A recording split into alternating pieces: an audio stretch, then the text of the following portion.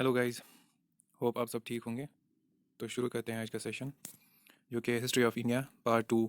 इसके आज हम एमसीक्यूज देखेंगे part 2।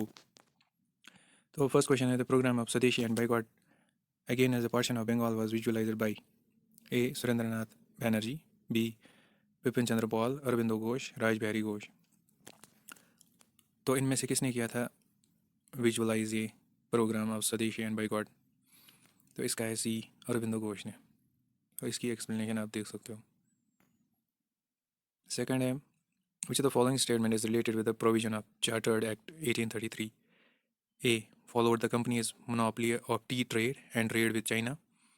Put an end to the company's tea trade and trade with China. Has not interfered with company's tea trade and trade with China. Allowed the company's monopoly of tea trade and trade with China for 10 years. तो इसका है B. Put an end to the company's tea trade and trade with China.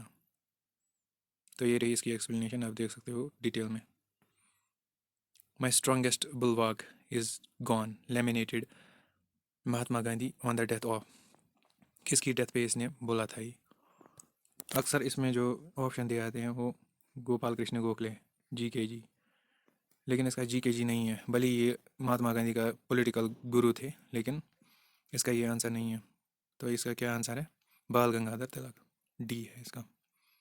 Which of the following influence the makers of Indian constitution? Indian constitution बनाने वालों को जो है किसने सबसे ज़्यादा इन्फ्लुएंस किया था? A China, constitution of China, B USSR, C constitution of USA, और कॉन्स्टिट्यूशन ऑफ जापान। तो इसका है कॉन्स्टिट्यूशन ऑफ यूएसए, सी है इसका। The Dandi march undertaken by Gandhi was a routine march, a part of quit India movement, a part of civil disobedience movement, a demonstration of Congress power. तो किसके साथ ये related था? C part, a part of civil disobedience movement, क्योंकि एक साथ ही शुरू हुए थे डांडी मार्च और सिविल डिसोबीडियंस मूवमेंट भी। तो इसका सी है। 1930 में ये शुरू हुआ था। इसके एक्चुअली सीडीएम जो है, सीडीएम के दो फेज़ थे, फेज़ 1 और फेज़ 2। जो फेज़ 2 था ये हुआ था आफ्टर जो राउंड टेबल कॉन्फ्रेंस जो हुई थी। कौन सी राउंड टेबल कॉन्फ्रेंस के बाद हुई थी? जब सेकंड राउंड टेबल कॉन्फ्रेंस ख़त्म हुई तो गांधी जी ने वहाँ से आके फिर second phase of CDM launch किया था। The author of a nation in the making was A Surendranath Banerjee, B Mahatma Gandhi, C A O Hume. तो यहाँ पे सीधा ह्यूम ही लिखा है इन्होंने, और डी है तिलक। तो इसका आंसर है सुरेंद्रनाथ बैनर्जी। इसी ने लिखी थी ये अ नेशन इन मेकिंग, क्योंकि जब इसने जो है इलेक्शंस इलेक्शंस किए थे, गया सेशन जब हुआ था उसके बाद इसने इलेक्शन किए थे, उसके बाद ही इसने ये जो है बुक लिखी थी अ नेशन इन मेकिंग। तो इसका ए।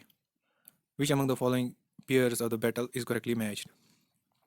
तो ए है the second battle of Tarain, defeat of चाईचंद, ये देख सकते हो आप ऑप्शन में। और बी है the first battle of Panipat.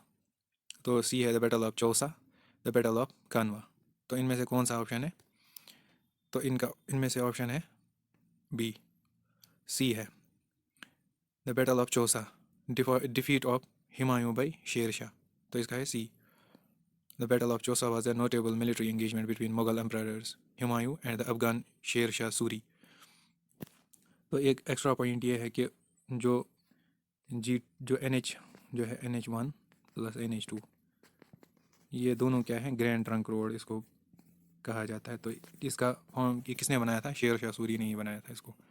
Next, as पर cabinet mission plan the strength of the constitution assembly would be 389, 289, और सी है 250, और डी है 350। तो इसका है ए, 389।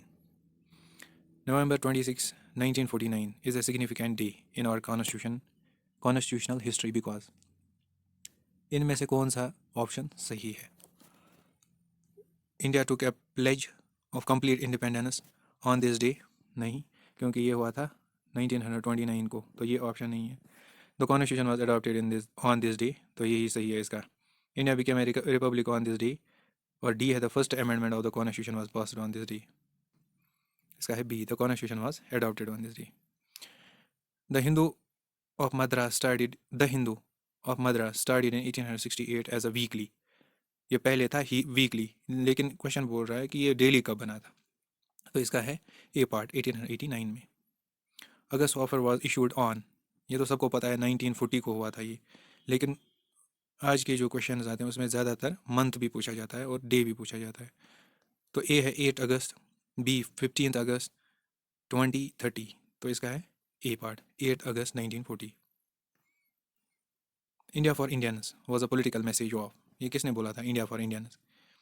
तो ए, बी, आप देख सकते हो ऑप्शन में, और इसका है सीधा दयानंद सरस्वती ने बोला था। C, who was not among the three revolutionaries who were hanged on March 23, 1931। तो अभी मैंने बोला था आपको कि सेकंड राउंड टेबल कॉन्फ्रेंस हुई थी 1931 में।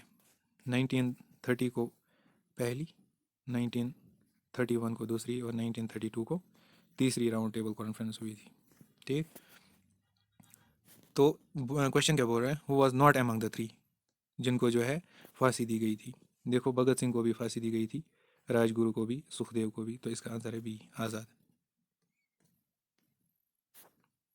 Next, who of the following attended all the three round table conferences? ए है मोहम्मद अली जिन्ना, बी अंबेडकर, सी है मदन मोहन मालवीय, और डी है गांधी जी।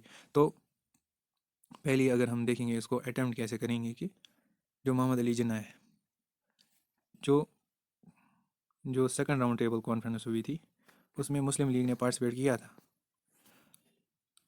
लेकिन विदाउट जिन्ना, या I guess third round table conference थी आई गेस, लेकिन जिन्ना ने उसमें तीनों में से एक में पार्टिसिपेट नहीं किया था, तो ये पहला ही गलत हुआ। तीसरा है मदन मोहन मालवीय, ये नहीं है। गांधी जी ने सिर्फ round table conference, second round table conference में पार्टिसिपेट किया था, तो ये तीनों में नहीं था, क्योंकि फर्स्ट में कोई कांग्रेस का मेंबर था ही नहीं। तो इसका सीधा है बी।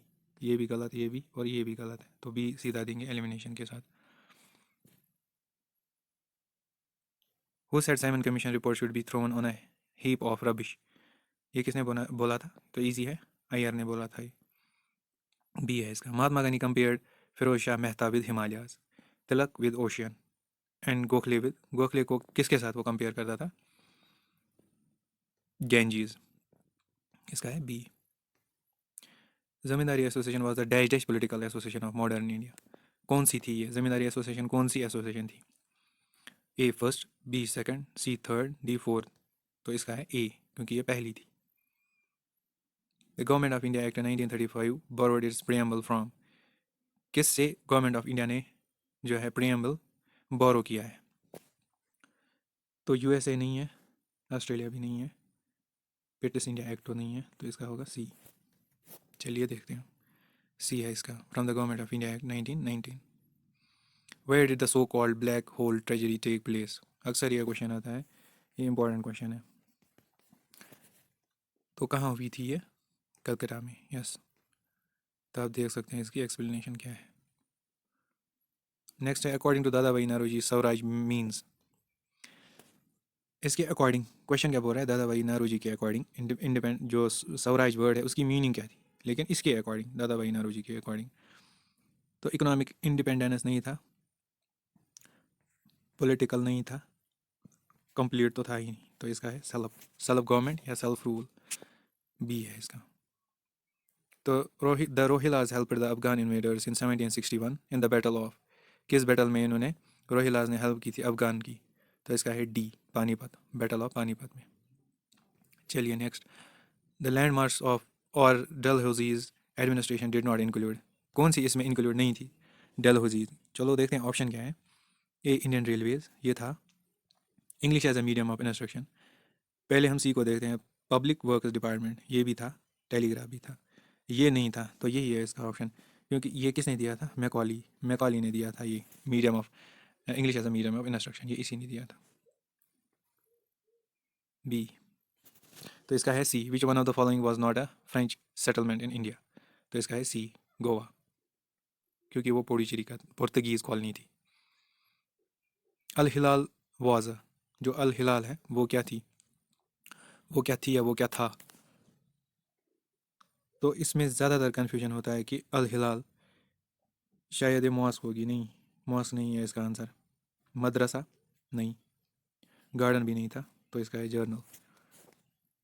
इसका बी है। तो आप देख सकते हो that the Al Hilal was a weekly Urdu language newspaper established by Indian leader Maulana Abul Kalam Azad and used as a medium of criticism of the British Raj in India. The first issue came out on 13th July 1912. Next, the permanent settlement introduced by Cornwallis is in Bengal is known as, इसको क्या बोलते थे permanent settlement? ये question जो है important है, ये आता है ये क्वेश्चन। तो इसको क्या बोलते थे? जिम्मेदारी सिस्टम, जो कि पहला था। Next, who give the title Mahamana to Madan Mohan Malviya? Madan Mohan Malviya को महामना किसने कहा था? तो इसका सीधा ही है सी, रविंद्रनाथ टैगोर ने बोला था।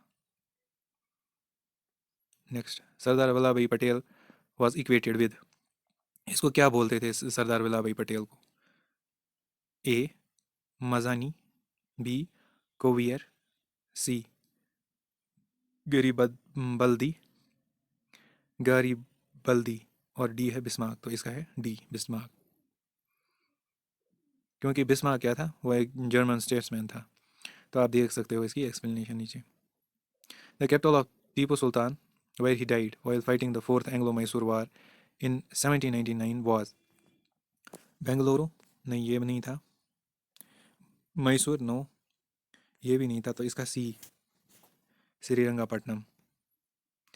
Frontier Gandhi actively participated in, गौर से देखो क्वेश्चन क्या बोल रहा है। फ्रंटियर गांधी, पहले तो ये आपको डिकोड करना है फ्रंटियर गांधी बोलते किसको थे, क्योंकि ये गांधी जी का नहीं बोल रहा है। इन्हें कन्फ्यूजिंग ऑप्शन इसीलिए डाले हैं ताकि कंफ्यूज हो जाए कि अगर किसी को लगे कि ये गांधी वर्ड पर ज़्यादा फोकस करे तो वो सीधा देगा या तो खिलाफत मूवमेंट या तो वो ऑल ऑफ दीज दे देगा सीधा, लेकिन ये फ्रंटियर गांधी का बोल रहा है। तो ये अब्दुल गफ़ार खान को की इंडिकेशन यहाँ पे दे रहा है। तो इसका सी है civil disobedience movement. Khan Abdul Ghaffar was a political and spiritual leader known for his non-violent opposition and a lifelong pacifist and devoted Muslim. So आप देख सकते हो आगे क्या एक्सप्लेनेशन है इसकी। The civil disobedience movement from the north west frontier province में था ये। तो ये था आज का सेशन गाइज, होप आपको ये सेशन अच्छा लगा होगा। तो आगे भी बहुत सारे टॉपिक्स पे हम MCQ लाते रहेंगे। तो थैंक यू गाइज, अल्लाह हाफिज़।